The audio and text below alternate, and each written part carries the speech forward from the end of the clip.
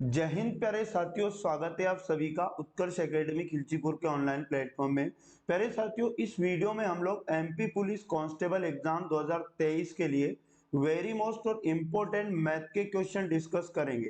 प्यारे साथियों, 29 अगस्त सभी शिफ्टों पर आधारित अति संभावित प्रश्न जितने भी आगे की शिफ्टों के लिए इम्पोर्टेंट हो सकते हैं वे सभी क्वेश्चन इस वीडियो में लिए गए। एक भी क्वेश्चन को बिना स्किप किए लास्ट तक आपको मेरे साथ इस क्लास में बने रहना है। यकीन मानिएगा, एग्जाम के अंदर भी आपको डेफिनेटली इसी तरह के क्वेश्चन देखने को मिलेंगे। इस क्लास का पीडीएफ आप हमारे टेलीग्राम से डाउनलोड कर सकते हैं। टेलीग्राम का लिंक आपको इस वीडियो के डिस्क्रिप्शन में मिल जाएगा। यदि आप चैनल पर पहली बार विजिट कर रहे हैं तो चैनल को सब्सक्राइब करके बेल आइकन को ऑन कर लें, जिससे आपको सभी क्लास का नोटिफिकेशन तुरंत मिल पाएगा। आज का पहला और मोस्ट इंपोर्टेंट क्वेश्चन हमारे पास है। एक व्यक्ति अपनी संपत्ति का 40% अपनी पत्नी को तथा शेष अपने बच्चों को देता है। बच्चों के पास पत्नी को दिए गए धन का कितना प्रतिशत है? पहले साथियों, उस व्यक्ति की आपको क्या करना है, कुल संपत्ति मान लेना है। कुल संपत्ति आप मान लो कि 100% था, इसे वो दो हिस्सों में कन्वर्ट करता है। इसमें से कहा जा रहा है कि 40% अपनी पत्नी को देता है, तो 100 में से पत्नी को अगर वो 40% दे देगा, कितना और बचेगा? 60% और बचेगा। ये 60% किसे देगा? बच्चों को देगा। तो यहाँ पर हम लोग 60% लिखेंगे। अब क्वेश्चन ने ये बोला कि बच्चों के पास पत्नी को दिए गए धन का कितना प्रतिशत है। तो बच्चों को जो मिला है पैसा 60 यूनिट, इसको परसेंट में बदलना है और किसके साथ इसे बताना है, तो पत्नी को दिए गए हिस्से के साथ। इसलिए इसको बटे में लिखेंगे 40 को और इसमें मल्टीप्लाई 100 करेंगे तो हमारा राइट आंसर आ जाएगा। 20 या 60 होता है और 20 दूनी 40 होता है। 2 का भाग 100 में देंगे, 50 बार कटेगा और 50 दिया हो जाएगा 150। 150% इस क्वेश्चन का बिल्कुल राइट आंसर आ जाएगा। ऑप्शन नंबर ए सही जवाब है। क्वेश्चन नंबर 2 और अति महत्वपूर्ण क्वेश्चन घातकर्णी का कि 2 की पावर 2x माइनस वाई बराबर 16 और 2 की पावर x प्लस वाई बराबर 32 हो तो x गुणा y का मान। तो इसे कैसे करना है, आपको यहाँ पर जो दिया है, जैसे 2 की पावर दिया है 2x माइनस वाई और बराबर में 16 दिया। आप यहाँ क्या करो, आधार को दोनों साइड बराबर कर लो। तो यहाँ पर मैं क्या करूंगा, 2 की पावर 2x माइनस वाई को तो यही लिख लूंगा और बराबर ये जो 16 है इसको मैं पावर में कन्वर्ट करूंगा। तो यहाँ पर याद रखिएगा 16 2 की पावर कितना बनता है, 4। इसे मैं 2 की पावर 4 कह सकता हूँ। तो यहाँ पर मैं आपको बता दूं, आधार से आधार कट हो जाएगा, ऐसा समझो, और हमारे पास घाते बराबर में बच जाएगी। 2x माइनस वाई का मान हमारे पास कितना बचेगा, 4 बचेगा। तो एक तो आप लोगों को यह समीकरण बना लेना है। दूसरा समीकरण क्या करोगे आप, यहां पर लिखा है 2 की पावर x प्लस वाई और बराबर में लिखा है 32। तो इस 32 को भी आप 2 की घात में कन्वर्ट करो।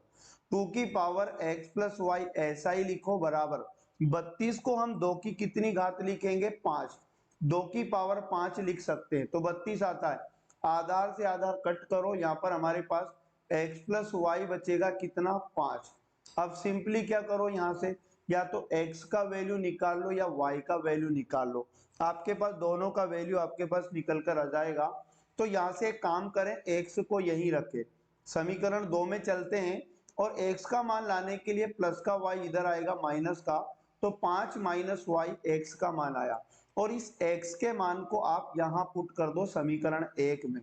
तो समीकरण 1 में लिखा 2 गुणा x की जगह आपको लिखना पड़ेगा 5 माइनस वाई और फिर माइनस में y लिखा है और बराबर में 4 लिखा है। 2 का अंदर गुणा करो, 2 पंज हो जाएगा 10 माइनस 2y और बराबर माइनस में वापस y आएगा और बराबर में 4। यहाँ पर माइनस का 2y और माइनस का 1y 10 माइनस 3y बनेगा और बराबर में 4 लिखा है। आप क्या करो, माइनस का 3y इधर आएगा तो भाग में चला जाएगा और ये 4 इधर आएगा तो माइनस हो जाएगा, 10 में से 6 बचेगा। तो हमारे पास y का वैल्यू कितना निकल कर आएगा, 3 से 6 कटेगा 2 बार, y इजिकल टू हमारे पास 2 आएगा, y का मान 2 आएगा। अब क्या करना है आप लोगों को मैं बता दूं कि ये y का मान यहाँ इस समीकरण में आप पुट कर दो 2 नंबर में।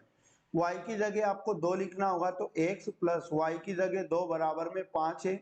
x का मान लाने के लिए प्लस का 2 इधर 5 में से माइनस हो जाएगा तो 3 बचेगा।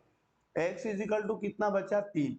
क्वेश्चन ने ये कहा कि यहाँ पर x गुना y का मान बताओ, तो x गुना y का मान बताने के लिए x का मान आया 3 और गुना y का मान आया हमारे पास कितना 2, यानी कितना आना चाहिए 3 दूनी 6, तो ये 6 क्या आया x गुना y का मान आ जाएगा।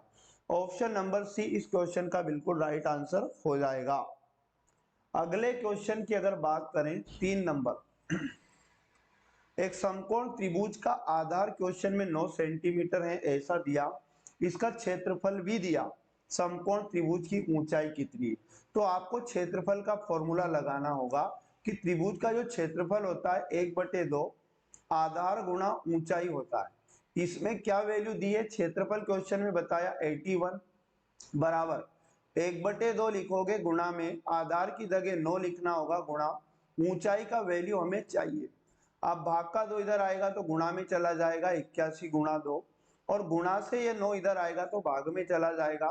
तो हमारे पास ऊंचाई का मान कितना 9 में 9 में 81 और 9 दूनी कितना आ जाएगा 18 सेंटीमीटर हमारे पास ऊंचाई का वैल्यू आ जाएगा। और 18 सेंटीमीटर आपको किस ऑप्शन में दिया है, तो ऑप्शन नंबर डी इस क्वेश्चन का बिल्कुल राइट आंसर हो जाएगा। क्वेश्चन नंबर 4 हमें दिया है, यदि 60 सेंटीमीटर परिमाप वाले एक आयत की आसन्न भुजाएं 3:2 के अनुपात में हो तो इस आयत का क्षेत्रफल ज्ञात करो। आप सभी जानते हैं आयत का जो क्षेत्रफल होता है आयत की लंबाई गुणा उसकी चौड़ाई आपको करना पड़ेगा। क्वेश्चन में लंबाई चौड़ाई नहीं दी है तो हमें लंबाई चौड़ाई लाना पड़ेगा, और वो कैसे लाएंगे हम लोग, तो यहाँ पर हमें क्वेश्चन में परिमाप दिया तो हम आयत के परिमाप का फॉर्मूला लगाएंगे। आयत का परिमाप होता है 2 कोष्टक में लंबाई प्लस चौड़ाई, परिमाप की जगह आपको 60 लिखना पड़ेगा, गुणा का 2 इधर भाग में आ जाएगा और बराबर यहाँ पर लंबाई प्लस चौड़ाई का मान हमारे पास बच जाएगा। 2 से काटेंगे अपन तो यहाँ पर आ जाएगा 30। अब हमारे पास लंबाई प्लस चौड़ाई का मान आ चुका है 30। क्वेश्चन में ये बोला गया कि इसकी लंबाई और चौड़ाई का रेशियो 3:2 है, तो आप लंबाई 3x मान लो, चौड़ाई 2x मान लो, और इन दोनों का योग यहाँ रखो तो आप क्या करोगे 3x प्लस 2x, इन दोनों का मान किसके बराबर हो जाएगा 30 के, तो यहाँ पर बनेगा 5x और 5x बराबर हो जाएगा 30 के। अब आपको यहाँ से x का वैल्यू निकाल लेना है, तो एक गुणा का 5 इधर आएगा भाग में, तो 5 से अपन काटेंगे 30 को तो 6 बार कट जाएगा। x का वैल्यू कितना आया 6, जिससे हमारे पास इस आयत की लंबाई भी आ जाएगी। तो x का मान यहाँ लंबाई के रेशियो में रखेंगे, यानी 3 गुणा 6 और 6 होता है 18। हम क्या करेंगे इस आयत की चौड़ाई भी निकाल लेंगे और 2 गुणा x का मान पुट कर देंगे कितना 6, तो 6 दूनी 12, यह आयत की चौड़ाई हो जाएगी। क्वेश्चन ने कहा क्षेत्रफल बताओ, लंबाई गुणा चौड़ाई 18 गुणा 12 करना होगा। यदि हम 18 का गुणा 12 से करेंगे तो हमारे पास 12 × 96 कैरी 9, 12 एकम 12 और 9 हो जाएगा 21, यानी 216 सेंटीमीटर स्क्वायर इसका क्षेत्रफल। Option number B correct answer हो जाएगा।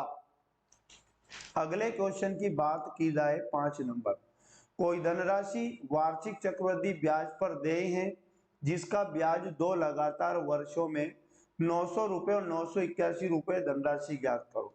साधारण ब्याज की बात नहीं की जा रही है, सीआई का केस है, आईएमपी क्वेश्चन है। यहाँ पर 2 लगातार वर्षों का चक्रवृद्धि ब्याज दिया, पहले साल तो चक्रवृद्धि ब्याज 900 रहेगा और दूसरे साल 981 रहेगा। तो क्या करो, चक्रवृद्धि ब्याज हम जानते हैं कि ब्याज पर भी ब्याज लगता है। आप क्या करो 900 पर फिर ब्याज लगा दूसरे साल तो 981 बन गया है, तो ये 81 रुपया एक्स्ट्रा ब्याज लगा। अब ये 81 रुपया ब्याज किस पे लगा 900 पर, तो इस 900 के साथ इस 81 को प्रतिशत में बदल दो, आपके पास 100 का गुणा करोगे तो आपके पास रेट निकल के आ जाएगा, मतलब दर। अब सिंपली क्या करो 2 जीरो से 2 जीरो कट जाएगा, 9 में 9 में 81, यानी 9% आपके पास रेट आ जाएगी। अब मैं आपको बता दूं क्वेश्चन में पहले साल का ब्याज दिया है, चक्रवृद्धि ब्याज पहले साल का 900 रुपया दिया है, और ये जो प्रतिशत में दर दी निकाली है हमने ये भी प्रतिशत में ब्याज है 1 साल का। पहले साल तो 9% ब्याज लगेगा। इसका मतलब ये हुआ कि हमें क्वेश्चन में 9% का वैल्यू बताया, तो आपका जो मूलधन था वो अपने आप में 100% था। तो आप क्या करो, 900 में 9 का भाग दोगे तो 1% का मान आएगा, और इसमें अगर 100 का गुणा करोगे तो 100% का वैल्यू हो जाएगा, और यही आपका मूलधन हो जाएगा। 9 से काटेंगे हम 900 को तो 100 बार कटेगा, और 2 जीरो और यहाँ जाएगी, तो मूलधन हमारे पास कितना बन जाएगा, 10,000। ऑप्शन नंबर डी बिल्कुल करेक्ट आंसर इसका हो जाएगा। क्वेश्चन नंबर 6 की यदि बात की जाए तो, यदि किसी आयत की लंबाई 20% बढ़ा दे तथा चौड़ाई 10% कम कर दे तो क्षेत्रफल पर क्या प्रभाव पड़ेगा। आयत में एक होती है लंबाई, एक होती है चौड़ाई। बढ़ा दे घटा दे, बढ़ा दे दोनों बार घटा दे। आपको मैं बता दूं, यहाँ पर कोई भी वैल्यू कम करे ज्यादा करे, उससे पहले भी पर्टिकुलर कोई ना कोई मान होता है। आप एक काम करो, इसे करने के लिए लंबाई भी 10 मानो, चौड़ाई भी इसकी 10 मानो, तो अगर लंबाई का गुणा चौड़ाई से करोगे तो क्षेत्रफल आ जाएगा आपके पास। तो क्षेत्रफल कितना निकल कर आएगा, 100 अनुपात या 100 यूनिट निकल के आएगा।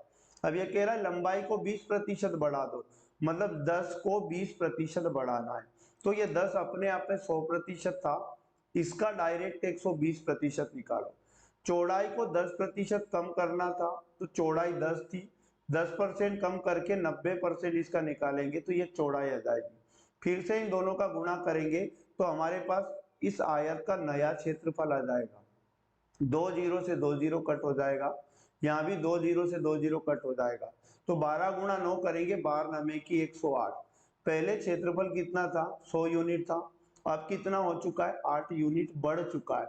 तो 8 यूनिट की क्या हुई, वृद्धि। प्रतिशत में बताना है किस पर हुई वृद्धि, 100 पर हुई, और गुणा में 100 करेंगे तो परसेंट में कन्वर्ट हो जाएगा, और बराबर में 8% correct answer. Option number A हो जाएगा, 8% बढ़ेगा। क्वेश्चन नंबर 7 की बात की जाए, किसी धनराशि का 5% वार्षिक ब्याज की दर से 2 वर्ष का चक्रवृद्धि ब्याज दिया है, उसी धनराशि का 6% वार्षिक ब्याज की दर से 3 वर्ष का साधारण ब्याज क्या हुआ। तो सबसे पहला काम तो ये कि हमें समझ में आया कि मूलधन लाना है, यानी वो धनराशि हमें क्वेश्चन में नहीं बताई। और क्या बताया, चक्रवृद्धि ब्याज बताया 2 साल का, और दर बताइए चक्रवृद्धि ब्याज के केस में। तो जो ये दर है 5%, आप क्या करो, इसका फ्रैक्शन बना लो, तो 1/20 इसकी फ्रैक्शन बनेगा। 20 पर एक ब्याज लगेगा तो 21 यूनिट, और बटे में 20 यूनिट। 2 साल समय है, इसका 2 बार गुणा कर लो, 21/20, तो ऊपर तो बनेगा 441 और बटे में आ जाएगा 400। तो ये नीचे वाला मान तो मूलधन का अनुपात होगा, ऊपर वाला मान मिश्र धन का अनुपात होगा। मैं आपको बता दूं कि 441 मिश्र धन है, 400 रुपए मूलधन है, चक्रवृद्धि ब्याज का अनुपात कितना जाएगा, कितना ज्यादा है, तो 41 यूनिट ज्यादा है, और इस क्वेश्चन में हमें 41 यूनिट का मान बताया 246। एक यूनिट का मान लेके आ जाओ, 246/41, और भाग देंगे तो ये 6 बार कट हो जाएगा। हम क्या करेंगे, पहले मूलधन लेके आ जाएंगे, तो मूलधन 6 गुणा कितना यूनिट है, मूलधन का अनुपात 400, 6 का गुणा 4 से करेंगे, 6 चौको 2400 रुपए मूलधन आ जाएगा। क्वेश्चन ये पूछा है कि साधारण ब्याज बताओ इसी राशि का। तो साधारण ब्याज का फॉर्मूला आपको पता है कि साधारण ब्याज बराबर होता है मूलधन, मूलधन की जगह 2400 गुणा दर की जगह अब कितनी रखनी पड़ेगी, 6%।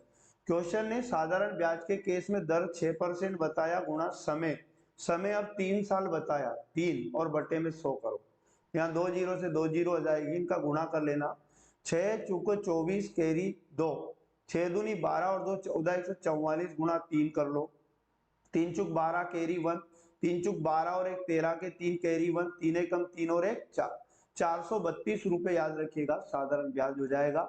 ऑप्शन नंबर डी बिल्कुल राइट आंसर हो जाएगा। क्वेश्चन नंबर 8 की यदि बात की जाए, एक दुकानदार घड़ी बेचते समय 5% की छूट देता है, यदि वह 7% की छूट देता है तो वह लाभ के रूप में 15 रुपए कम कमाता है। घड़ी का अंकित मूल्य क्या है। प्यारे साथियों, अंकित मूल्य दुनिया की वस्तु का आप एक काम करो, 100% मान लेना, 100% है। क्वेश्चन में बोला 5% छूट दी जाए तो डेफिनेटली विक्रय मूल्य कितना बनेगा। छूट का मतलब डिस्काउंट होता है, 5% कम कर दिया जाए 100 में से तो 95% विक्रय मूल्य बनेगा।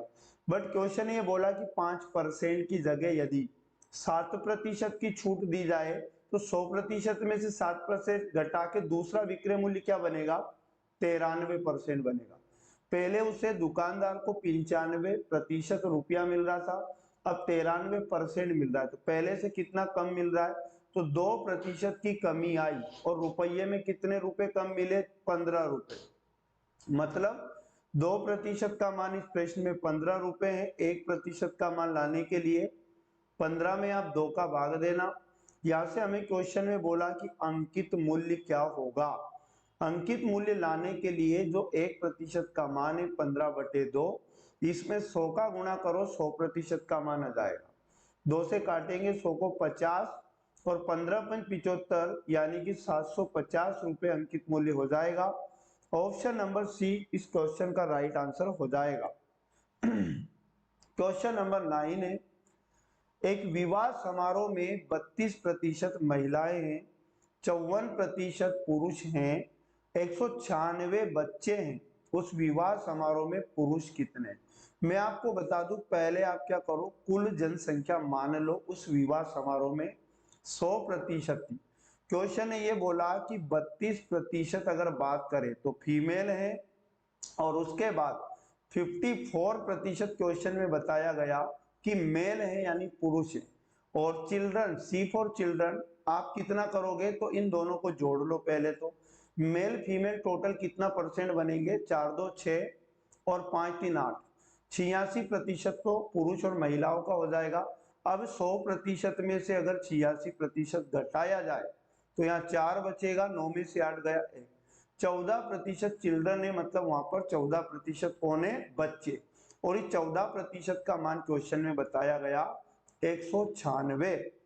1% का मान लाओ, 196 में हम 14 का भाग देंगे, 14 एकम 14, 14 चुकू 56, 1 का मान हमारे पास यानी 1% का मान कितना आएगा, 14।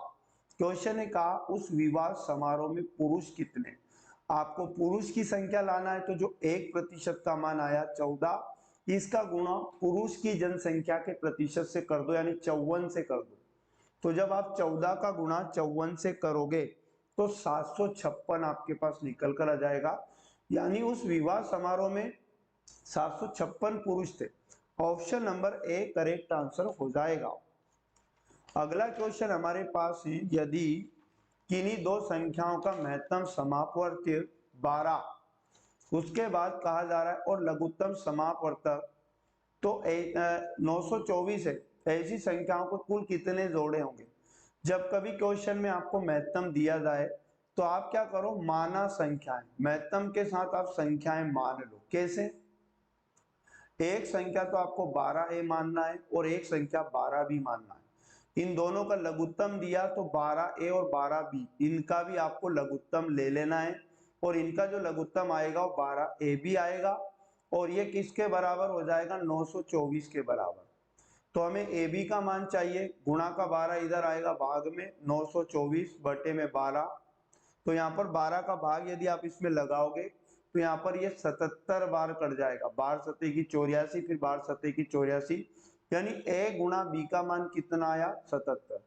लेकिन अब यहाँ से आपको यह समझना है, अगर क्वेश्चन कहता है जोड़े, जोड़े यदि क्वेश्चन बात करता है तो आपको गुणा में आया a गुणा b का मान, इसके दो ऐसे गुणनफल बनाओ कि 77 बने। तो एक तो हम 1 का गुणा 77 से करने पर भी 77 ही पाएंगे और उसके बाद हम 11 का गुणा 7 से करने पर भी 77 ही पाएंगे। और भी ऐसी कोई संख्या संभव है क्या, नहीं। तो यहाँ पर जोड़े इस प्रकार से बना लेना है। अब इनमें कौन जोड़े संभव होंगे, तो ऐसे जोड़े संभव होंगे जिनका महत्तम समापवर्तक 1 आए। तो यहाँ समझ लो 1 और 77 का महत्तम भी 1 आएगा, 11 और 7 का महत्तम 1 आएगा। तो यहाँ जोड़े कितने संभव हो जाएंगे, दोनों ही जोड़े संभव है। तो 2 इसका correct answer option number C हो जाएगा। तो ये थे प्यारे साथियों मोस्ट इंपोर्टेंट, अति महत्वपूर्ण क्वेश्चन। यकीनन एग्जाम के अंदर इसी प्रकार के क्वेश्चन आपको देखने को मिलेंगे। यदि आपका एग्जाम बचा है तो आप लोग प्रतिदिन इस क्लास को जरूर वॉच करें, या फिर ऐसे दोस्तों के साथ इसे शेयर करें जिनका एग्जाम आने वाला। यकीन मानेगा एग्जाम के अंदर इसी प्रकार के क्वेश्चन पूछे जा रहे हैं। यदि आपने पिछले पार्ट नहीं देखे तो प्लेलिस्ट आपको मिल जाएगी, जहां जाके आप बाकी के पार्ट भी देख सकते हैं। मिलेंगे नेक्स्ट वाले पार्ट में, तब तक पढ़ते रहें। जय हिंद, जय भारत, वंदे मातरम।